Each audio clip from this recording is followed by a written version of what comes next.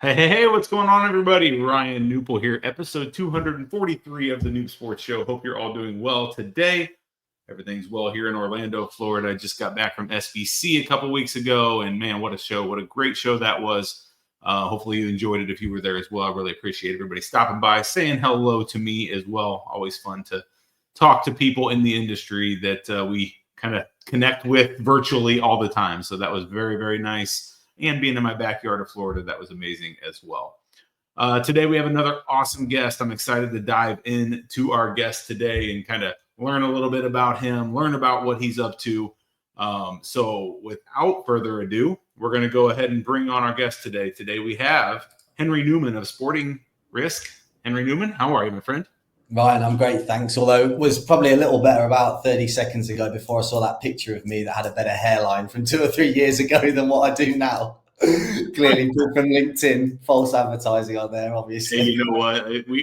We make it simple. We grab whatever you're on LinkedIn, that's what we use. So you better keep up with your LinkedIn. I had a look at that and I was just like, who's that handsome chap? Because he looks somewhat different to what's there now, but there we are. I love it. Well, Henry, thanks for coming on. I appreciate it. Where are you residing these days? So I live in London and conveniently 15 minutes away from our office, which is also in London as well. So yeah, spend most of my time around this neck of the woods, right in the center. That's awesome. And you said you made it to SBC Americas as well. How did you like Florida? How did you like Fort Lauderdale, Miami area? Yeah, we had a great time. I was out there. It was sort of in on the Monday, out on the Friday, but had a really good 4 days. It's my first time to Fort Lauderdale. Been out to Miami a couple of times, but yeah, first time up to Fort Lauderdale. So got a bit of all sides of America. Got the beautiful port sides just there as well, and then some of the beachfront bars as well, and I suppose a little bit of work occasionally. But yeah, I had a nice few days. We mix in the work a little, don't we? We try to get a few things accomplished each day. Yeah, just a couple and then enjoy yourself after that. It's not a bad philosophy to have. Awesome. Well, cool. Well, I appreciate you coming on here. Like we always do with all of our guests, I want to hear about you first. What kind of give us a background of your career and kind of what led you to what you're doing today with Sporting Risk? Yeah, a bit of a sort of strange journey, actually. So I'm actually more of from a maths background. So I was always enjoyed mathematical problems, economics, etc. But my deep passion outside of that was coaching football. Mm-hmm. So I spent first 10 years or so of professional career, if you like, coaching football, which built up into various professional levels, some lower league, most recently first team coach at West Ham last season in the Premier League, which was great. And alongside all of that, you get exposure, particularly as you go up the levels, you got exposure to different ways that you can do your job better. And one of those big components was data, how you can use it to understand the value a player might bring to your team, how you can use it to understand actually how your team's performing. Did we get lucky this weekend, or did we outperform the team and get unlucky? And so I started to use that, interpret some of that for my coaching, and then indirectly got introduced to also how it could be used from a betting perspective. So spent a few years then betting proprietarily, if you like, for myself, and started to build up a quant team that was driving the predictive modeling that we were utilizing to then build those models that we were using to find an edge in the market. And that was generally using sort of the most granular data you could get your hands on. So understanding every single action that occurred on the field, where it occurred, the time it occurred, which player had done it, what was the success of the outcome of it. So there was no limitation in terms of understanding what's the value of everything everybody's doing on here, to then be able to build that up into which team do you think is going to win and how many goals do you think there's going to be in the game. So did that for a few years, and then basically had a bit of an urge to try and build a business, if you like, rather than just betting. And so about 2.5 years ago exactly, the player prop market in the betting space was booming, or on emerging, if you like, probably close to sort of booming now. And our modeling was just perfectly suited to being able to then turn that into player-based betting markets, because we had all the data and the modeling outputs to understand the value of every single action that was going on, but also then the frequency of occurrence of those actions per game based on team style, team supremacy, etc. We could then turn that into betting markets. And so it sort of fitted quite nicely to start back in beginning of 2023, start our sort of dipping our toes into the betting space with that. And yeah, we just sort of expanded from there. You just go where takes your fancy, or where your clients say they want to go. No strict pathway, must do this, must do that. Just be dynamic, make sure it's fun, do stuff. Get yourself on rev share deals so you've got a bit of the action as well and things like that. And so it's been good fun last couple of years. Not everyone's journey I can connect the dots, but I can connect the dots with your journey, which is kind of cool, going from coach to, a professional betting, and then now owning a business in that same space, where you're kind of building on learning and experiences and all the above. So I can connect the dots there. My question for you, do you miss coaching? Obviously, coaching at that high of a level, you had to have had you must have been really good at it, obviously. Do you miss it? Yeah, so I miss... There are some bits where when you're just out on the grass delivering a coaching session and it's 11 o'clock in the morning, the sun's shining, everybody else is stuck in the office. You're like, this is great. This is 10 times better than it actually is as well, just knowing what everybody else is going through elsewhere. So there's that part of it that you do. There's other parts of it where you're, from my perspective, I like to run things. That's just how I've been. And so when you're not the boss, it's like you have all the same challenges that you do have in a working environment, where you've got line managers, you've got reporting, you've got structures that you've got to adhere to that you might not agree with, and things like that. So purely from a personal perspective, there's a component of owning something, regardless of what field it's in, that I think gives me more enjoyment. And as well with coaching players, everybody has to deal with people. In working places, there's some great people, there's some less great people. It's no different in football as well. You've got, while it might be a great fun what you're doing, ultimately you've still got to make sure that not just 11 but 22 players want to run around in the same direction, somehow doing something cohesive to what's been asked of them. And if a few of them don't want to do that because they got the hump about something or whatever, it sort of breaks it apart. So the sort of environmental dynamics, if you like, of that is probably perhaps something that maybe I don't miss quite so much, shall we say. So it's a love and hate. We miss a little, don't miss some things. Yeah, I get it. I totally get it. Well, let's dive into sporting risk. So what you're up to today, why don't we pull up the website, and why don't you just at a high level tell the audience what you guys are up to with sporting risk, talk about the products and kind of everything that you're doing within the company. Yeah, so listen, from every product perspective, the website won't necessarily have all of that, but it'll give you a good understanding in terms of, the principles. Ultimately, what are we doing as a business? We're trying to predict outcomes in games of soccer right now, but that's extending into multi-sports, which the website will show. How's that sort of manifesting itself into what we're bringing to the space? Well, we're trying to offer as broad a coverage from a competition level and depth of market level across the board for player-based betting markets as possible. And then that's now extending into trying to be creative, innovative with what we're offering, whether it be creating some new head-to-head betting markets, taking micro markets onto a new level, whereby it's not just 1 minute, 5 minute, 10-minute markets, but also looking at sort of next to do something, the next type of shot that occur, will something happen in a specific time period. So that's in terms of how we've tried to position ourselves after the first. I'm sure you can get a feel for it. It's like the first year you're scrambling about, making sure you've got your product stable, everything's working, keeping your clients happy as best you can. Year 2, you take a breath and you start to think, right, okay, how can we actually, where's our space? Where do we want to be? And we sort of set ourselves out to think that you've got big boys who are operating in the data rights space and things like that. We're there like, okay, so they're going to go in and win the top deals. They're going to be dealing with your tier ones. They're going to be giving the data rights, giving you 1-2x total match goal services, data service, etc. Then you've got this whole engagement piece, if you like, that sits beneath that on the sportsbook, which is becoming so much more prominent because consumers in every walk of life are just demanding more now. Whatever they had, they just want more of it, and because of that,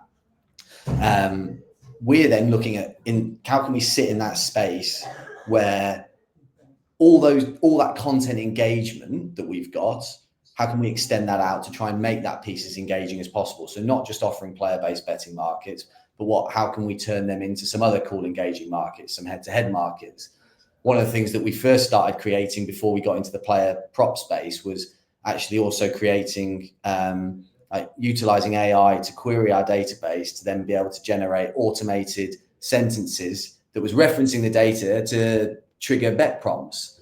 So initially we wanted to offer that solely as bet prompts, but now we've turned that into actually those data points triggering the creation of markets. So we've got this dynamic market creation engine in play that's essentially is picking up either newly created markets or existing markets, but bringing into sort of frontline retail, the prominent retail space on the operator's front end to say, you want to bet on this market and this is why. So that's where we've really been focused on. And, there's all sorts of components that, that can link into the bet builder offering that we've got, or just the sort of raw player-based betting market. So that's sort of, and so, you'll know from my background, that up until a few months ago was soccer.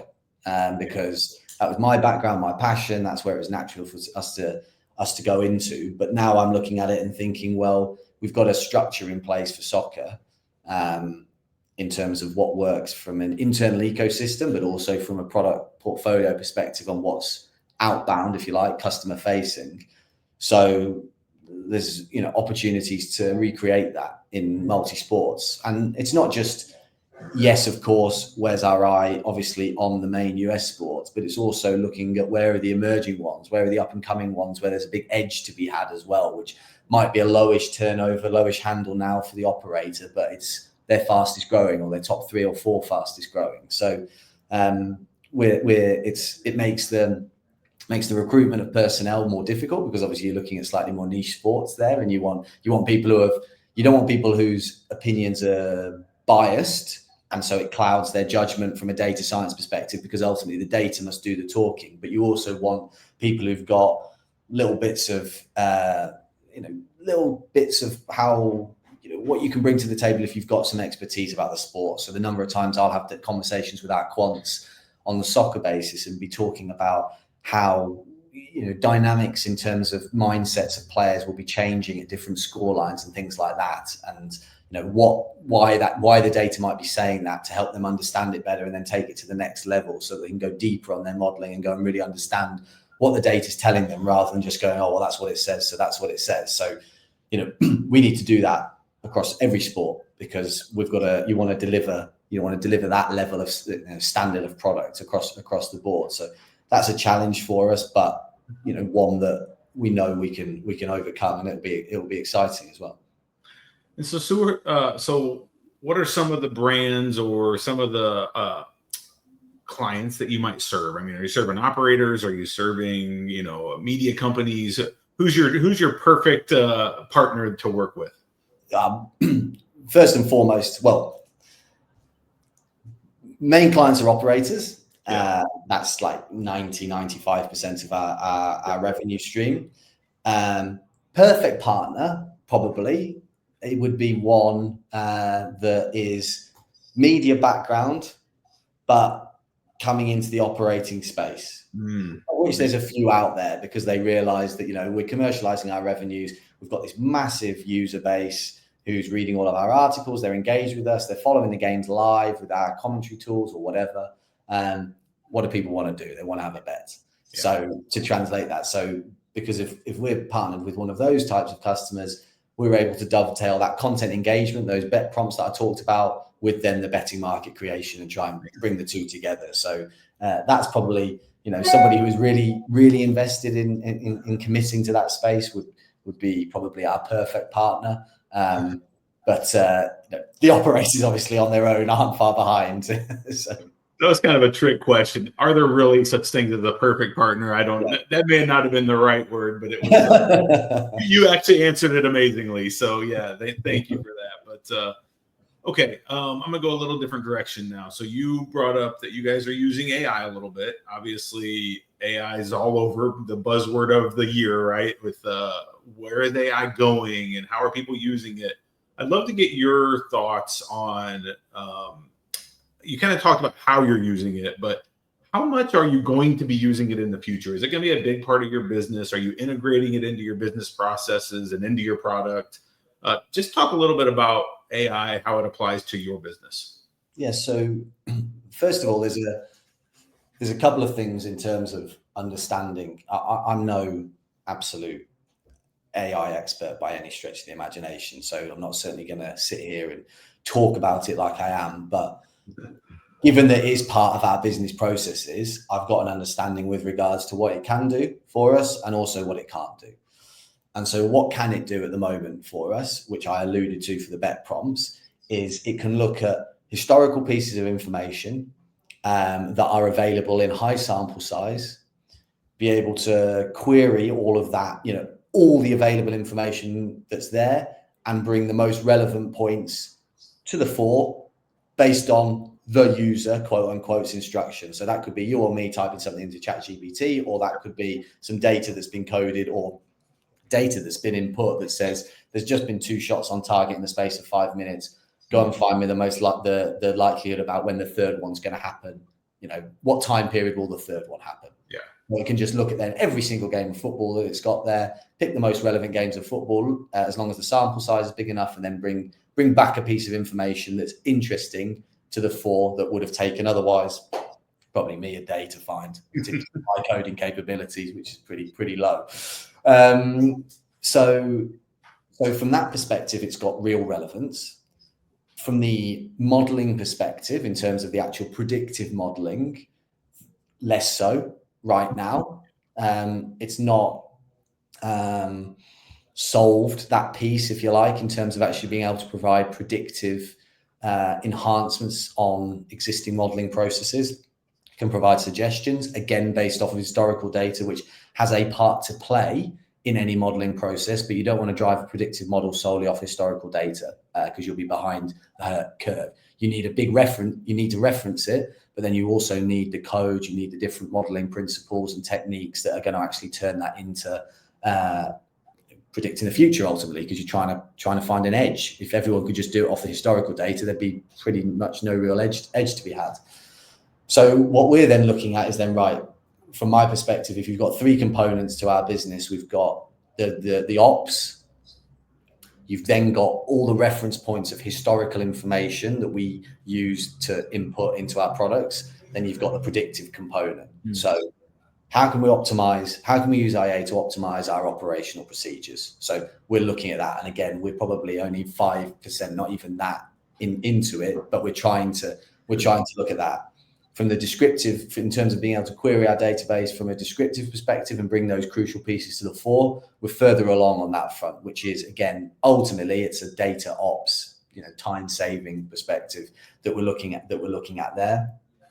We're also using it for some cool, again, going out to source pieces of information that are there in the sort of public domain, whether it be finding team lineups from some obscure competition going on out in Asia, where you can set agents up to be able to go and search, looking for keywords to find the website that are going to be first with the lineups, because that's really important for operators, because they want to know as soon as the lineups come out, because they want to close all the markets of the players that aren't playing, and obviously bring to the fore all the markets of the players that are playing. So using that type of sort of cool, sophisticated logic, which again AI agents can help you with and would take the human a long time to do, is really valuable. Where we're not yet, and not particularly including it in, is in the predictive, the modeling component of what we're doing. So that's sort of where we're at, and what we, my big belief is that it's not, AI is not going to replace what humans do. AI will only replace what humans do if the human is not looking at AI and thinking, how can I optimize this? If you've got a human who can optimize the use of AI, that is always more advantageous than AI on its own. I always used to say, when I had friends always talking to me about football coaching, they said to me, when I started coaching, did you play? I said, yeah, terribly, but not definitely not to any professional standard. And they said, well, did you need to play? I said, well, I didn't need to play, no, but I'm also not one of these people that says I could just be a coach. And if you've played and you can translate that into coaching, that is the number one best position to be in, because you've got the playing experience and you've got the teaching and learning experience. You bring those two together, that's great. I don't have the playing experience, so I've just got to optimize as best I can my teaching skills, my learning skills, my environmental skills, etc., etc. It's not dissimilar with AI. It's like, you can use AI on its own, like me as a coach who's not played. You can use that on its own, and you could do it really well. But as always, if you've got the person there with the experience, who's taken the time to hone their skills on it, and then they're maximizing it, that's going to give you better value add. So it's just giving yourself the time to do it. And again, I repeat, I'm not talking like I'm not giving myself anywhere near enough time. I'm trying to find and employ people whose job it is to do that, to then create that, embed that within our sort of business processes. Amazing answer. You sound like you know what you're talking about. So I'll give you that's the art of selling, isn't it? No, but thank you for that robust answer. That was a great answer. So, okay, so you dove into starting a business a couple years ago. It's not always easy. What have been maybe the biggest challenge that you've come across, maybe just in business? It doesn't have to be product. It can just be business in general. But, diving in, starting your own business, what's one of the biggest challenges that you've faced or are facing currently? What's the biggest challenge? Biggest challenge can be when you've got no business and you're spending money and you're, money's going out the door, nothing's coming in the door. You've got this belief that what you're doing is right. But every moment nobody's validating that by saying, I want to buy your product, or I want to do this with you, I want to do that with you. You're just between four walls, hoping that you've not made a cataclysmic decision. So that's pretty tough. You've got to, when we're not a business that's got took on investment from day one and things like that. So we're, it's my money on the line. So it makes you think about things. And then probably specifically to Sporting Risk, a big challenge is when you've been using data to bet, it's like 99% of everything that you're doing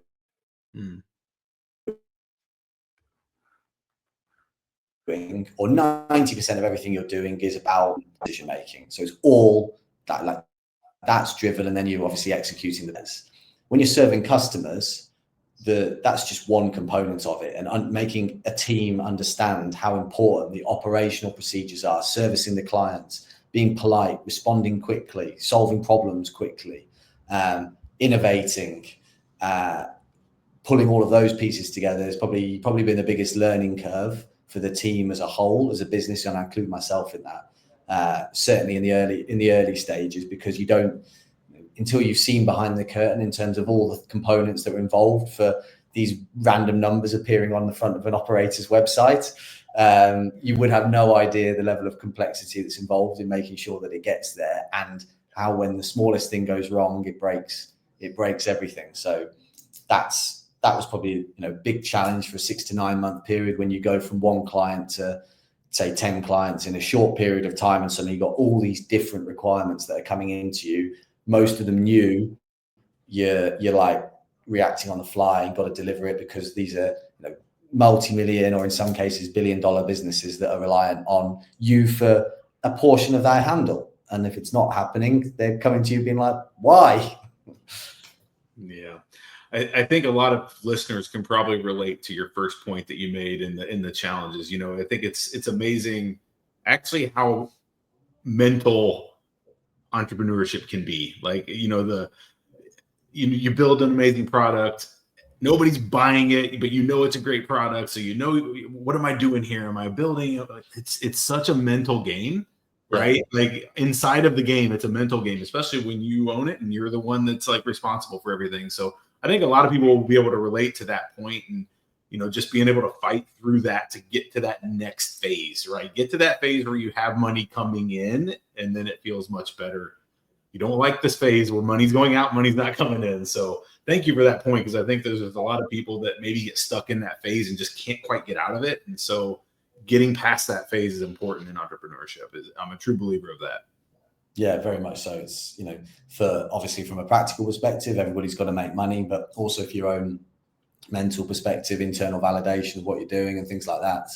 There's no beat about the bush. You're starting a business because you might be passionate about it, but ultimately there's an ego component to everything you're doing. You want to be doing something and do it well. You don't want to be the one who failed at it. So, so that's where the challenges come with that. So what's the future look like for Sporting Risk? Where are you guys headed? What's the future look like? So in terms of scaling, I mentioned earlier that we're just going through the process now of replicating departments essentially to go multi-sport. That'll be the big change for 2025. We're bedding out our soccer department, which will always be our flagship product, will always be our foundation, will always be the one that I will sort of shout from the rooftops about. But also recognize the opportunities that exist outside of that. But know that we've got a clear structure in place that works for soccer, and how can we replicate that elsewhere? I'm not going to lead. I will give ideas on our basketball modeling, but we will get expertise in of people who know that game inside out, like I do with soccer and do for our soccer product. So they'll be the ones who are leading on that. And yeah, we're looking at extending on that front so that sort of suite of products that I said that sits below your sort of match level markets is accessible not just through soccer but through multi-sport, compatible with your bet builder. So take your data rights from who you need to take your data rights from, and take everything else from us is what I'll be saying. I love that. Yeah, everything else. Everything. Just everything. Awesome. Well, I always like to ask this near the end of the show. What's one ask you might have of the audience, right? There's a bunch of other entrepreneurs, or maybe some investors, there may be other CEOs. There's just people in the iGaming space that tune into this show. What's one ask you might have of the audience that's who's listening to this? What's an ask? You mean in terms of if they were reaching out to me, or just in general? I don't know. What's one thing you need? What's one thing you're looking for? What's one thing that maybe somebody listening could help with? I'm always interested to know what people think in terms of what directions the space headed in terms of what's going to be the next product, or what will be the next technological innovation. Are we moving to the place of having voice recognition to be able to place your bets? How about the integration? We've already seen significant integration of media and streaming with all the operator websites. How are the media companies going to dovetail into that? Where's AI sitting? When it does start to somebody does solve the predictive modeling component. But yeah, probably the first one would be the big one. I'm always interested to know. There was clearly 2016, 2017 or so was maybe when the bet builder became a big mover. Early of this decade was a start to be a bit more of a player prop movement, and you saw some big acquisitions of some of the US facing companies as well. So we've got our own ideas that we're guessing at, through making educated guesses and trying to build products that fit with that. But all ideas, I think, are good ideas if they've got a basis for the the reasoning behind it. So would love to hear any of them. Well, Henry, I really love this show. I'd love to get to know you and what you're doing with Sporting Risk, but for sake of time, I think we better wrap it up. What did we miss? Any last words, any final words, anything you wanted to say that maybe we didn't touch on? No, we don't think so. You've covered it well, and everyone's heard enough of me now, so that's fine. Awesome. Well, I appreciate you being here, Henry, and I can't wait to see the success Sporting Risk has, and maybe have you on in another year or two as you're at the next phase in business. So thank you for giving us some time today. Top man. Thanks, Ryan. Thanks for having me. All right. Take care. Talk to you soon. Bye-bye. Bye-bye. All right. That was Henry Newman of Sporting Risk, episode 243 in the books. I encourage you to reach out to Henry. I actually didn't ask for his info, but I'm sure you can find him on LinkedIn. I'll get that information. We'll put that in the show notes. We'll make sure to put those in the show notes so you can get a hold of Henry. But go to sportingrisk.com, and that'll get you out to the company presence and website as well. Thank you for tuning in. It seems like an amazing site and product, and what a great individual for the iGaming community. It was good to get to know Henry a little bit in that session. All right. If you have other guests that you want to come on this show, please reach out to me. I'm Ryan Knuppel, KNUP, out on all the socials, or see me at the next event. I love going to the live in-person events and saying hello over a coffee or a beer or something like that. So, all right. That's episode 243 in the books. Take care, stay safe, and we'll see you in the next one. Bye-bye.